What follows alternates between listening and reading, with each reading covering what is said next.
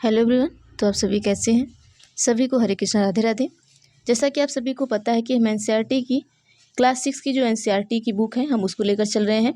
तो हमने आपको क्लास 6 की एनसीईआरटी की बुक से चैप्टर 1 और चैप्टर 2 को कंप्लीट करा दिया है। ठीक है, तो आप सभी वहाँ से जाके चैप्टर 1 और चैप्टर 2 को पढ़ सकते हैं। और चैप्टर 1 के हमने जो वन लाइनर क्वेश्चन है उसको भी हमने कंप्लीट करा दिया है। तो आज आपका चैप्टर 2 का वन लाइनर क्वेश्चन चलेगा और चैप्टर 3 का। ठीक है, चैप्टर 3 का भी आज हम वन लाइनर करा देंगे। बाकी चैप्टर 3 जो है उसको हम आपको कल कंप्लीट करा देंगे। इस तरीके से हम क्लास 6, क्लास 7 और क्लास 8 की एनसीईआरटी को लेकर चलेंगे। 6, 7 और 8 इन तीनों एनसीईआरटी को हम जियोग्राफी की एनसीईआरटी को कंप्लीट करेंगे। अगर आप सीटेट की तैयारी कर रहे हैं या आप किसी भी एग्ज़ाम की तैयारी कर रहे हैं तो आपके लिए बहुत इंपॉर्टेंट है। अगर आप सीटेट की तैयारी कर रहे हैं तो भी वहाँ पे वन लाइनर आपको इंपॉर्टेंट है, आपको क्वेश्चन पूछे जाते हैं। और अगर आप बीपीएससी की भी तैयारी कर रहे हैं तो वहाँ के लिए भी आप पढ़ सकते हैं।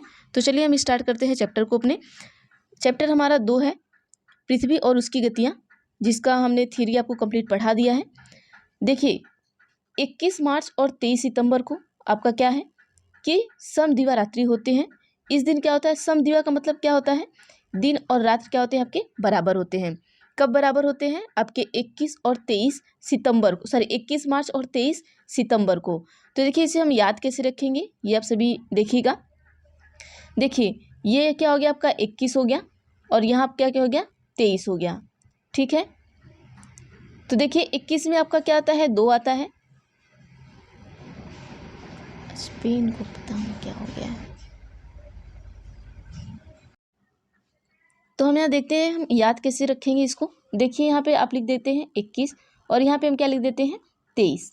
ठीक है, तो यहाँ दिन और रात बराबर होते हैं। देखिए 2 और 2 4, 3 और 1 4, तो ये क्या है, दोनों बराबर आ रहे हैं। तो समझ जाइएगा यहाँ पर दिन और रात दोनों बराबर हैं। ये आपका एक ट्रिक है, इस तरीके से आप अपने माइंड में सेट कर सकते हैं इसको। चलिए अगला हम देखते हैं पृथ्वी के बारे में पढ़ लेते हैं। देखिए जो हमारी पृथ्वी होती है वो क्या है, पृथ्वी अपने अक्ष पर कितने डिग्री पर झुकी हुई है, तो 23 डिग्री पर झुका हुआ है। ठीक है, और जो हमारी पृथ्वी की जो गति है वो किधर होती है, तो ये पश्चिम से पूर्व की साइड होती है। पृथ्वी की जो गति है किधर से होती है, तो पश्चिम से पूर्व की ओर होती है। और देखिए जो पृथ्वी के घूर्णन करने की जो गति है, इसी के कारण हमारा क्या होता है, दिन और रात होता है।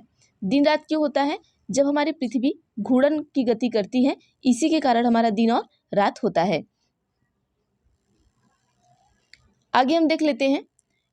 देखिए जो हमारी पृथ्वी है, पृथ्वी की परिभ्रमण गति के कारण ही ऋतु का क्या होता है, परिवर्तन होता है। ऋतुओं का परिवर्तन क्यों होता है, जब हमारी पृथ्वी का जो परिभ्रमण गति होता है, इसी के कारण ऋतुओं का क्या होता है, परिवर्तन होता है। आगे देख लेते हैं।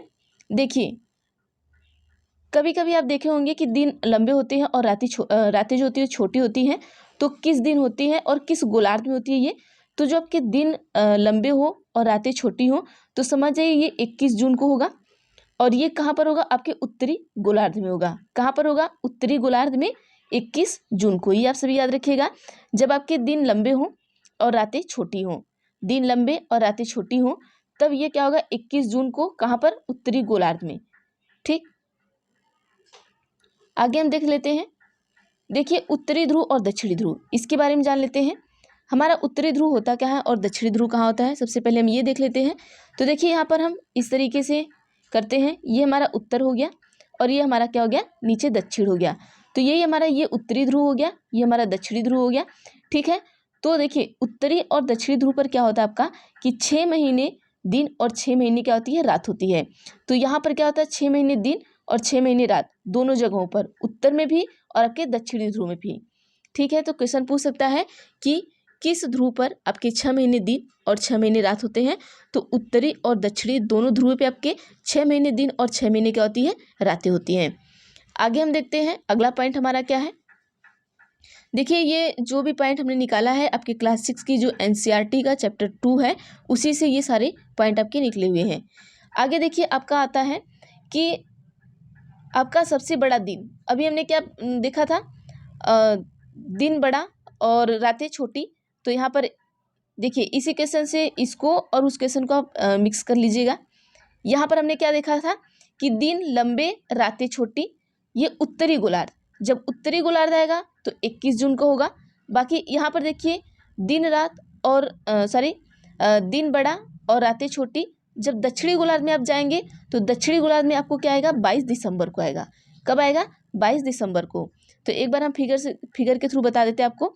देखिए यहाँ पर हमारा हो गया दक्षिणी गोलार्ध, यहाँ पर हमारा हो गया उत्तरी गोलार्ध। अब देखिए जो दिन मतलब जो आपके दिन बड़े होंगे और रातें छोटी होंगी, तो जब हम उत्तरी गोलार्ध में रहेंगे तब वो 21 जून को होता है। उत्तरी गोलार्ध वाले पे कब होगा, 21 जून को होगा। और दक्षिणी गोलार्ध में हम जब आएंगे तब ये चीज़ें कब होंगी, हमारा 22 दिसंबर को होगी। ठीक है, ये कब होती हैं, 22 दिसंबर को होती हैं। आगे देखते हैं। अब आगे हम उष्णकटिबंध के बारे में पढ़ते हैं। तो देखिए उष्णकटिबंध पढ़ने से पहले हम आपको कुछ चीज़ें बता देते हैं। यहाँ पर एक फिगर के थ्रू आपको समझा देना चाहते हैं। चलिए सबसे पहले हम अपने पृथ्वी की कुछ फिगर को देख लेते हैं कि हमारा उष्णकटिबंध होता कहाँ है, किस तरीके से होता है। तो चलिए देखिए, मान लीजिए ये आपकी पृथ्वी है। पृथ्वी ऐसी है नहीं, हम मान लेते हैं। तो पृथ्वी के देखिए बीचों बीच से एक क्या होती है, ये भूमध्य रेखा होती है। इस रेखा को हम क्या कहते हैं, भूमध्य रेखा कहते हैं। आप यहाँ देखिएगा, ये आपकी भूमध्य रेखा हो गई। अब ये जो भूमध्य रेखा आपकी है, यहाँ पर क्या होता है, ये कितने डिग्री पर है, ये 0 डिग्री अंश पे है। ठीक है, ये 0 डिग्री पर है। अब इसी के बाद जस्ट इसके ऊपर ही आपकी क्या आती है, यहाँ पर आपका आता है tropical of cancer. Tropical of cancer मतलब क्या, आपका कर्क रेखा। इसी के ऊपर क्या आती है, आपकी कर्क रेखा आती है। अब ये जो कर्क रेखा आपकी होती है, देखिए फिगर फिर से बना देते हैं, आज पेन सही से चल नहीं रहा है। तो चलिए हम देखते हैं। यहाँ पर देखिए ये हमारी पृथ्वी होगी, हम इसे मान लेते हैं, ऐसा कुछ है नहीं। ठीक है, बस ये एक माना हुआ, बस समझने के लिए ये हम इस तरीके से फिगर बनाते हैं। तो हमारे पृथ्वी के यहाँ बीचों बीच पर क्या है, आपकी भूमध्य रेखा है। ये 0 डिग्री अक्षांश पर है। तो ये आपकी क्या है, भूमध्य रेखा है। अब समझ लीजिएगा। अब इसके जस्ट ऊपर ही आपका क्या है, कर्क रेखा है। इसको हम क्या करते हैं, ट्रॉपिकल ऑफ कैंसर। ये यहाँ पर कितना है, ये आपका उत्तर है और ये आपका क्या है, दक्षिण है। ठीक है, अब देखिए ये जो आपका कर्क रेखा है यहाँ पर 23.5 डिग्री पर है, ये भी। और नीचे क्या आपका मकर रेखा है, यहीं पे ये क्या है, मकर रेखा है। ये क्या आपका मकर रेखा है। अब ये भी क्या है, आपके 23.5 डिग्री पर है। मकर रेखा भी हमारा क्या है, 23.5 डिग्री पर है। मकर रेखा को हम क्या कहते हैं, ट्रॉपिक ऑफ, आपकी जो मकर रेखा होती है वो भी क्या होती है, 23.5 डिग्री पर होती है, ट्रॉपिक ऑफ कैप्रिकॉर्न। ठीक है, जो आपकी ट्रॉपिक ऑफ कैप्रिकॉर्न होती है ये भी 23.5 डिग्री होती है, लेकिन ये कहाँ होती है, ये दक्षिण में होती है। मकर रेखा आपकी कहाँ होती है, दक्षिण में होती है। और जो कर्क रेखा आपकी होती है, जो ट्रॉपिक ऑफ कैंसर होती है, वो आपके उत्तर में होती है। तो क्वेश्चन आपको पूछता है कि कर्क रेखा कहाँ पर स्थित है, तो ये उत्तर में स्थित है। मकर रेखा कहाँ स्थित है, तो ये आपकी दक्षिण में स्थित है। ठीक है, इस तरीके से देख सकते हैं, ये दक्षिणी गोलार्ध में है और ये क्या है, उत्तरी गोलार्ध में है। ये चीजें हो गई आपकी। आगे हम ये देख लेते हैं, यहीं पर आपको उष्णकटिबंध पूछा गया है। अब देखिए ये उष्णकटिबंध जो होता है, जैसे ही हम अपने दक्षिणी गोलार्ध में आते हैं या उत्तरी गोलार्ध में आते हैं, यहाँ पर आप देख सकते हैं, तो यहाँ पर क्या होता है कि सूर्य की जो किरणें होती है सीधी पड़ती हैं। जब सूर्य की किरणें यहाँ सीधी पड़ती हैं तो यहाँ गर्मी पड़ती है। और यहीं पर ये जो देखिए यहाँ पर सूर्य है, और यहाँ पर जो हमारा ये जो शीत कटिबंध है, यहाँ पर इसी को हम शीत कटिबंध बोलते हैं। देखिएगा जो शीत कटिबंध है, यहाँ पर बहुत ठंड पड़ती है। क्यों पड़ती है, क्योंकि यहाँ से जो सूर्य का प्रकाश है वो शीत कटिबंध तक पहुँच नहीं पाता है। अब जब यहाँ नहीं पहुँच पाएगा तो यहाँ पर क्या होगी, ठंड होगी। और ये बीचों बीच में क्या होती है, सबसे ज़्यादा सूर्य का प्रकाश पड़ता है तो यहाँ गर्मी पड़ती है, और साइड साइड में हल्का हल्का पड़ता है। तो यहाँ का जो तापमान होता है वो न्यूनतम या मतलब आपका समान तापमान रहता है। तो इस तरीके से समझ सकते हैं। तो यही कहा गया है कि उष्णकटिबंध की पेटी में सालों भर गर्मी पड़ती है। उष्णकटिबंध हमारा कहाँ पर है, साल भर गर्मी कहाँ पड़ेगी, यही आपके बीचों बीच में, क्योंकि यहाँ पर सूर्य क्या करता है, सीधे जाता है। तो यहाँ पर क्या होती है, साल भर गर्मी बहुत तेज पड़ती है। अब उष्णकटिबंध की अपेक्षा कम गर्मी कहाँ पड़ती है, शीतोष्ण में। अब शीतोष्ण में क्या होती है, तिरछी रेखाएं जाती है तो कम पड़ती है। ठीक है, इसे हम क्या कहते हैं, शीतोष्ण कटिबंध कहते हैं। अब आ जाता है आपका शीत कटिबंध। तो शीत कटिबंध किसे कहेंगे, जैसे ही ये जहाँ सूर्य ये ऊपर का हिस्सा हमारा उत्तर का और ये नीचे का दक्षिण का हिस्सा। यहाँ पर सूर्य का जो प्रकाश वो बिल्कुल नहीं पहुँच पाता, इसीलिए यहाँ पर क्या होता है, साल भर बर्फ जमी रहती है और इसे हम शीतोष्ण की क्या कहते हैं, पेटी कहते हैं। तो इस तरीके से इसको आप समझ सकते हैं। अब आइए हम पृथ्वी का आकार देख लेते हैं। जो हमारे पृथ्वी का आकार है, ठीक है, पृथ्वी का जो आकार है वो चंद्रमा से क्या है, बड़ी है। तो देखिए पृथ्वी से अभी हम आपको कुछ इंपॉर्टेंट पॉइंट कुछ और बताएंगे, आगे पहले देख लीजिए। चलिए पृथ्वी से हम कुछ और इंपॉर्टेंट पॉइंट देख लेते हैं, ये 2 पढ़ लेते हैं, इसके बाद देख लेते हैं, फिर इसके बाद हमारा चैप्टर नंबर 3 आ जाएगा।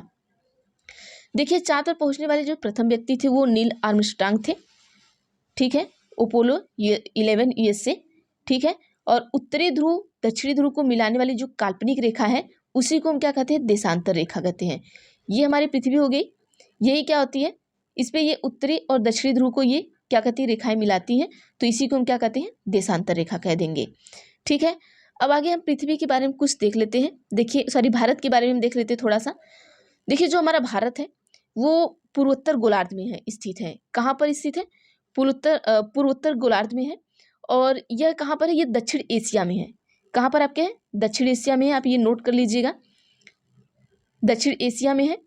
आगे हम देखते हैं जो भारत का हमारा कुल क्षेत्रफल है वो कितना है।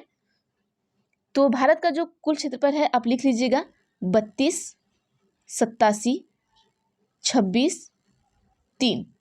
तो 32,87,263 किलोमीटर है, आप ये लिख लीजिएगा, किलोमीटर है। ये देखिए इंपॉर्टेंट पॉइंट है जो आपको एग्जाम में पूछ सकते हैं, तो आप नोट डाउन कर सकते हैं, यहाँ से ये बता दे रहे हैं आपको। अगला हम देख लेते हैं, यहाँ पर क्या है कि जो भारत के पास पृथ्वी का कुल क्षेत्रफल है वो कितना है। भारत के पास, हमारे भारत के पास जो पृथ्वी का कुल क्षेत्रफल है वो 0.57% है, ये नोट डाउन करिएगा।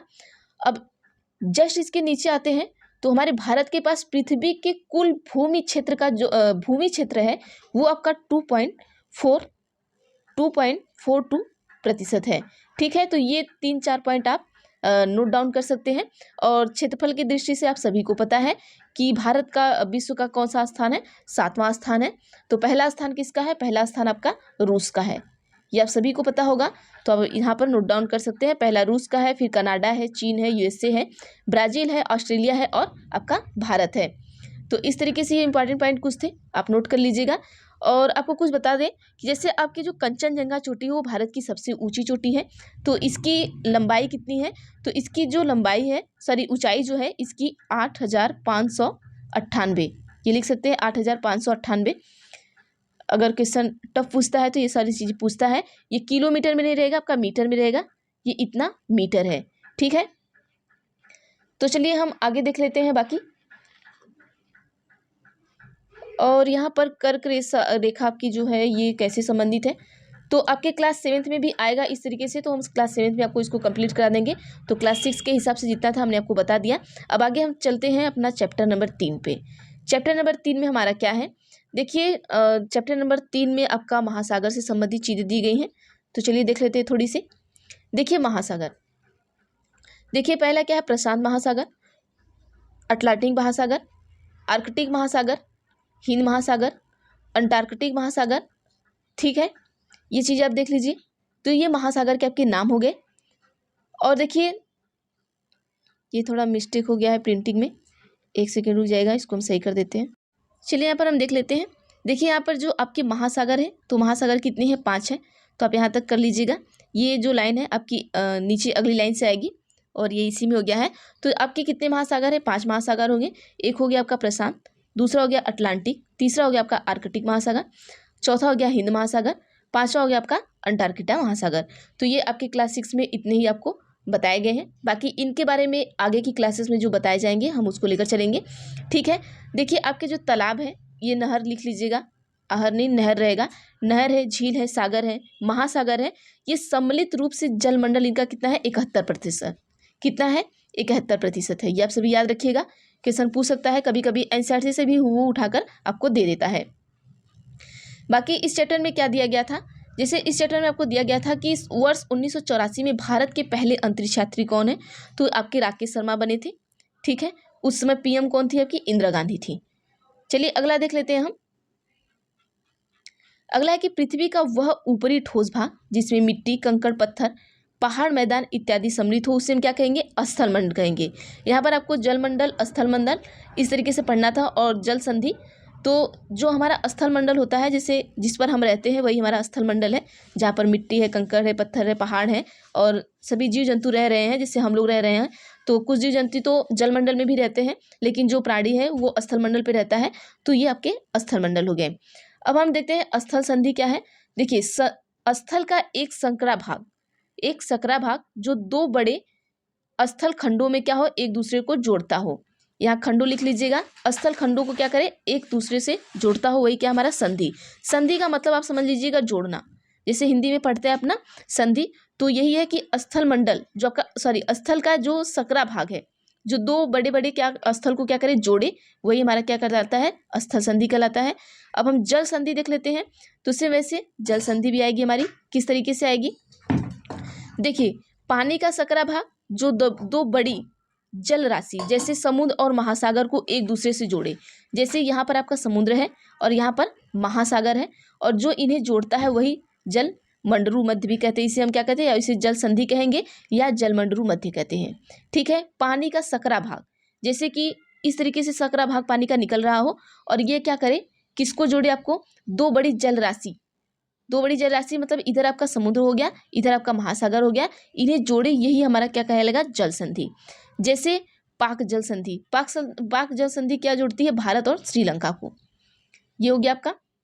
आगे हम देखते हैं, हवा में उड़ने वाले पक्षी क्या होते हैं, नभचर कहे जाते हैं। ठीक है, जो हवा में उड़ते हैं उन्हें क्या कहते हैं, नभचर कहते हैं। आपके क्लास 6 के एनसीईआरटी में है, इसलिए हम यहाँ पर बता दिए आपको। अगला हम वायुमंडल देख लेते हैं। वायुमंडल हमारा क्या है, देखिए, जलमंडल, स्थल मंडल के चारों ओर क्या है, आपके हवा है। क्या है, आपकी हवा है। जलमंडल, स्थल मंडल के चारों ओर क्या आपकी हवाएं हैं, जो कई 100 किलोमीटर के ऊपर तक क्या है, फैली है। कितने, कई 100 किलोमीटर ऊपर तक फैली है, उसे हम क्या कहते हैं, वायुमंडल कहते हैं। यही हमारा क्या है, वायुमंडल है। तो ये आपका कंप्लीट हो गया वायुमंडल। आगे हम देख लेते हैं। देखिए, और क्या दिया था आपके क्लास 6 में कि जलीय पौधों की जड़ें या तो पानी में डूबी भूमि से या फिर जल में घुली हुई मिट्टी का पोषक तत्व का उपयोग करती हैं। देखिए, जो जलीय पौधे होते हैं वो या तो वो पानी में डूबी हुई भूमि से क्या करते हैं, पोषक तत्व प्राप्त करते हैं, ये समझ लीजिए, या तो वो जल में जो घुली हुई मिट्टी होती है उनसे पोषक तत्व प्राप्त करते हैं। तो ये क्वेश्चन आपको पूछ सकता है कि जो जलीय पौधे होते हैं वो पोषक तत्व किससे प्राप्त करते हैं, या तो पानी से करते हैं या तो पानी में जो उनकी मिट्टी घुली हुई है उनसे करते हैं। आगे है कि स्थल मंडल, जल मंडल, वायुमंडल तीनों उपस्थित रहने पर जीवन पनपता है तथा वह जयमंडल कहलाता है। तो जयमंडल किसे कहते हैं, जब स्थल मंडल, जल मंडल और वायुमंडल तीनों उपस्थित हो तो उसी को हम क्या कहते हैं, हमारा वही मिलके हमारा जयमंडल का क्या करता है, निर्माण करता है। ये सभी आपको याद होना चाहिए सभी को।